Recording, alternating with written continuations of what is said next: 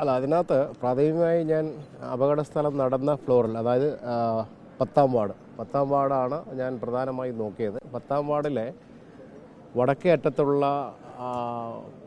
ടോയ്ലറ്റാണ് അപകട നിലയിലേക്ക് പോയത്. അതിൻ്റെ ഭാഗമായിട്ടാണ് ഈ അപകടം സംഭവിച്ചതെന്ന് പ്രാഥമികമായി വിലയിരുത്തിയിട്ടുണ്ട്.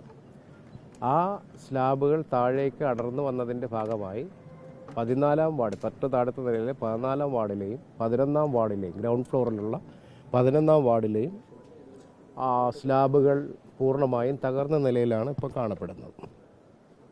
സാർ, ഈ ബിൽഡിംഗ് ഓൾറെഡി ഡാമേജ്ഡ് ആണ് എന്നുള്ള രീതിയിലുള്ള റിപ്പോർട്ട് അത് ഇനി പരിശോധിക്കേണ്ടിയിരിക്കുന്നു. അതിൻ്റെ സ്ഥാപനങ്ങളുടെ റെക്കോർഡുകളിൽ പോലും ഉണ്ട്.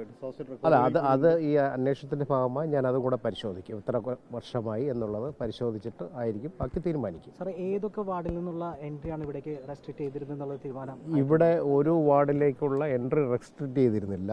ഇവിടെ ഈ അപകടം നടന്ന സമയത്ത് ഞാനിതിപ്പോൾ മനസ്സിലാക്കുന്നത്, ഈ കാണുന്ന നമ്മൾ തൊട്ട് മുന്നിൽ കാണുന്ന ആ കെട്ടിടവും പിറകിൽ കാണുന്ന കെട്ടിടവും പിന്നെ ഇത് തമ്മിൽ ബന്ധിപ്പിക്കുന്ന കോറിഡോറും പിന്നെ അവിടെ കാണപ്പെടുന്ന ഒരു നടപ്പാതയുമായിട്ട് ഇത് എൻക്ലോസ്ഡ് ആണെന്ന് നിങ്ങൾക്ക് കാണുമ്പോൾ തന്നെ അറിയാം. അപ്പോൾ അതുകൊണ്ട് തന്നെ പുറത്തു നിന്ന് പെട്ടെന്ന് അപകട പ്രതിസന്ധിയിൽ ഒരു വാഹനം വന്ന് കയറുക എന്നുള്ളത് വളരെ ബുദ്ധിമുട്ടായിരുന്നു. ബാത്റൂം അല്ല, എല്ലാത്തിലും ഇല്ല. 10ാം വാർഡിൽ മാത്രമാണ് അത് ഉപയോഗത്തിലുണ്ടായിരുന്നത്. ബാക്കി 2 വാർഡുകളിൽ അതിൻ്റെ തെക്കേ അറ്റത്ത് പുതിയ ബാത്റൂമുകൾ പുതിയ ബാത്റൂമുകളാണ് രോഗികൾ ഉപയോഗിച്ചിരുന്നത്. അതായത് അവിടെ ഡോക്ടറുമായി സംസാരിച്ചപ്പോഴത്തേക്ക് ഓപ്പറേഷൻ കഴിഞ്ഞു വരുന്ന രോഗികളാണ് 10ലേക്ക് പ്രധാനമായും അവരെ അഡ്മിറ്റ് ചെയ്തിരുന്നത്. അപ്പം അവർക്ക് അത്രയും ദൂരം പോയി അത് ഉപയോഗിക്കാൻ പറ്റാത്ത സാഹചര്യം വന്നതുകൊണ്ടാണ് താൽക്കാലികമായി അത് തുറന്നു കൊടുത്തതെന്നാണ് ബന്ധപ്പെട്ടവർ എന്നോട് പറഞ്ഞിട്ടുള്ളത്. അല്ല, 10ാം വാർഡിൽ പ്രവേശനം നിരോധിച്ചിരുന്നില്ല. അത് പിന്നെ അതിൻ്റെ ടൈൽസ് എല്ലാം ഇളകി കിടന്നതുകൊണ്ട് മാത്രമല്ല, അവിടെ പുതിയ ബാത്റൂം അങ്ങേ സൈഡിൽ വന്നിട്ടുണ്ട്. അതുകൊണ്ടാണ് ഇത് ക്ലോസ് ചെയ്തത്. അല്ല, അത് ഇനി പരിശോധിക്കേണ്ടിയിരിക്കുന്നു. അതിന് ബലക്ഷയത്തിൻ്റെ കാര്യം പറഞ്ഞ് ഞാൻ ടെക്നിക്കലി ആളല്ല. അത് ഞാൻ എക്സിക്യൂട്ടീവ് എഞ്ചിനീയർ PWD ബിൽഡിങ്ങുമായിട്ട് സംസാരിച്ചിട്ട് അതിനെക്കുറിച്ച് തീരുമാനിക്കും. ഓപ്പറേഷൻ കഴിഞ്ഞ ആളുകൾക്ക് പ്രാഥമികമായിട്ട് ഉപയോഗിക്കാൻ വേണ്ടിയിട്ട് ഈ ടോയ്ലറ്റുകൾ യൂസ് ചെയ്യാം എന്ന് ആശുപത്രി അധികൃതർ നൽകിയിട്ടുണ്ടായിരുന്നു. അല്ലല്ല, അങ്ങനെയല്ല. അവിടെ അഡ്മിറ്റ് ചെയ്തിരുന്ന രോഗികളെ സംബന്ധിച്ച് അപ്പുറത്തെ സൈഡിൽ ബാത്റൂം ഉണ്ടെങ്കിലും ഇത്രയും ദൂരം പോകുന്നത് അവർക്ക് ബുദ്ധിമുട്ടായതുകൊണ്ട് മാത്രമാണ് ആശുപത്രി അങ്ങനെ ഒരു സംവിധാനം ചെയ്തു കൊടുത്തത് എന്നാണ് ഞാൻ മനസ്സിലാക്കുന്നത്. താഴത്തെ നിലകൾ ഈ പറയുന്ന എൻ്റെ നേരെ താഴെയുള്ള നിലകളിലും തന്നെ ബാത്റൂം, തൊട്ട് താഴെ ഉള്ള നിലകളിൽ പ്രവർത്തിച്ചിരുന്നില്ല. അവർക്ക് വേറെ ബാത്റൂം ഉണ്ട്. സാർ, ഈ താഴത്തെ നിലകൾ അപകടാവസ്ഥയിലാണെങ്കിൽ സ്വാഭാവികമായിട്ടും മുകളിലത്തെ നില നിർബന്ധപൂർവ്വം അവിടേക്ക് താഴത്തെ നിലയല്ല അപകടാവസ്ഥയിലായത്. ആദ്യം അപകടാവസ്ഥയിലായത് മുകളിലത്തെ നിലയാണ്. 10ാം അത് ഇന്നലെയല്ലേ അപകടാവസ്ഥയിലായത്, പിന്നെ തുറന്നില്ലല്ലോ.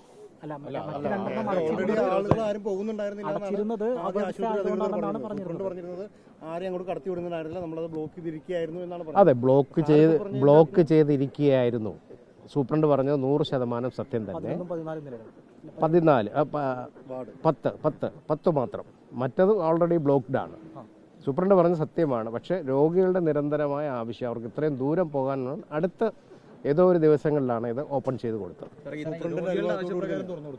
രോഗികളുടെ ആവശ്യപ്രകാരം അവരാണല്ലോ ഇതിൻ്റെ ബെനിഫിഷ്യറി, അവർക്ക് ബെനിഫിറ്റ് കിട്ടേണ്ടത് അവരാണല്ലോ.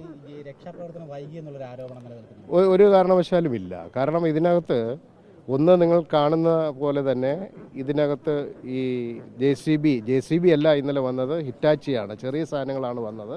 ആ ഹിറ്റാച്ചി കടന്നു വരാനുള്ള ഒരു ബുദ്ധിമുട്ടുണ്ടായ സമയം മാത്രമാണ് നമുക്ക് ഇതിനകത്തുണ്ടായ ഒരു അപാകതയല്ല. കാരണം രക്ഷാപ്രവർത്തനത്തിന് ആവശ്യമായ സാധനം സ്പോട്ടിൽ എത്തിക്കേണ്ടത് ഒരു അനിവാര്യമായ ഘടകമാണല്ലോ.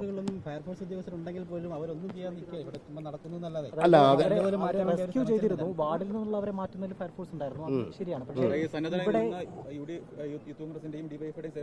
നോക്കൂ, ഇതിനകത്ത് രാഷ്ട്രീയമല്ല.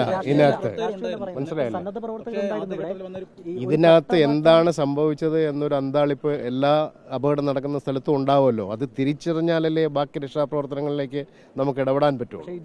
അത് മാത്രമേ ഉള്ളൂ.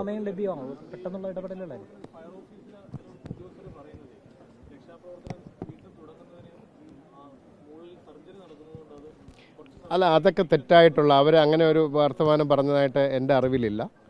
ഫയർ ഓഫീസർ അല്ലല്ലോ അത് തീരുമാനിക്കുന്നത്. ഓക്കെ. ഈ സാർ ഈ ഹിറ്റാച്ച് ഉൾപ്പെടെ സംവിധാനങ്ങൾ ഈ ആശുപത്രികളുടെ ഉള്ളിലേക്ക് ഈ ഫയർ നോസിൽ അങ്ങനെ എന്തെങ്കിലും ചട്ടമുണ്ടോ ഇത്തരത്തിൽ കടന്നു വരാൻ വാഹനത്തിന് കടന്നു വരാൻ അടിയന്തര സാഹചര്യങ്ങളിൽ? പഴയ കാലത്ത് ബിൽഡിംഗ് ആണിത്. ആ സമയത്ത് ഇത്തരം ചട്ടങ്ങളൊന്നും നിലവിൽ അന്നുണ്ടായിരുന്നില്ല. പക്ഷേ ഇപ്പോഴത്തെ KMBR ആക്ട് അനുസരിച്ച്, കേരള ബിൽഡിംഗ് റൂൾസ് അനുസരിച്ചിട്ട് ഇങ്ങനെ കടന്നു വരത്തക്കോണമുള്ള സംവിധാനം ആര് കെട്ടിടം ഉണ്ടാക്കിയാലും ഉണ്ടാക്കണമെന്ന് നിലവിൽ നിയമമുണ്ട്. പരിശോധനയിൽ ഇപ്പോൾ ബലക്ഷയം ഉണ്ടെന്ന് കണ്ടെത്തുകയാണെങ്കിൽ നടപടി ഉണ്ടാവും. കാരണം അവർ പറയുന്നത് 2012 തന്നെ അത് ഞാൻ പറഞ്ഞില്ലേ, അതിലേക്ക് പരിശോധന നടത്തണമെങ്കിൽ ബന്ധപ്പെട്ട എഞ്ചിനീയറുമായി സംസാരിച്ചാൽ മാത്രമേ എനിക്ക് അതിനെക്കുറിച്ച് പറയാനായിട്ടു. ഉറപ്പായിട്ടും ആശുപത്രി അധികൃതർ അതിനെ ബോധ്യപ്പെട്ടാൽ അതിനനുസരിച്ച് എന്താണ് ചെയ്യേണ്ടത് എന്നുള്ള കാര്യത്തിലേക്ക് ഒരു തീരുമാനമുണ്ടാകും. ഡോക്യുമെന്റ്സ് സാറ് ചെക്ക് ചെയ്യാൻ പോകുന്നുണ്ടോ ഏതാ? ഇതുമായിട്ട് ബന്ധപ്പെട്ട തീർച്ചയായും. എത്ര ദിവസത്തിനായി ഈ അന്വേഷണം പൂർത്തിയാക്കി? എനിക്ക് 7 ദിവസത്തെ സമയമാണ് തന്നിരിക്കുന്നത്. അതിനിടയിൽ ഞാനത് പൂർത്തിയാക്കി. പ്രിൻസിപ്പൽ അടക്കം പറയുന്നത് കഴിഞ്ഞ 12 വർഷം മുമ്പ് തന്നെ ഈ കെട്ടിടത്തിന്റെ ഒരു അപകടം നോക്കൂ, അത് ഞാൻ പരിശോധിക്കാം. നമുക്ക് ഇപ്പോൾ എനിക്ക് ഇവിടെ ഒന്നും ഒരിക്കലും പറയാൻ പറ്റില്ല ഇതിൻ്റെ കൺസ്ട്രക്ഷൻ ഇയർ ഏതാണ്, പിന്നെ ഇതിനകത്ത് പെർമിറ്റ് കൊടുത്തിരിക്കുന്ന ഇയർ ഏതാണ്, ഇതൊക്കെ പരിശോധിക്കണ്ടേ.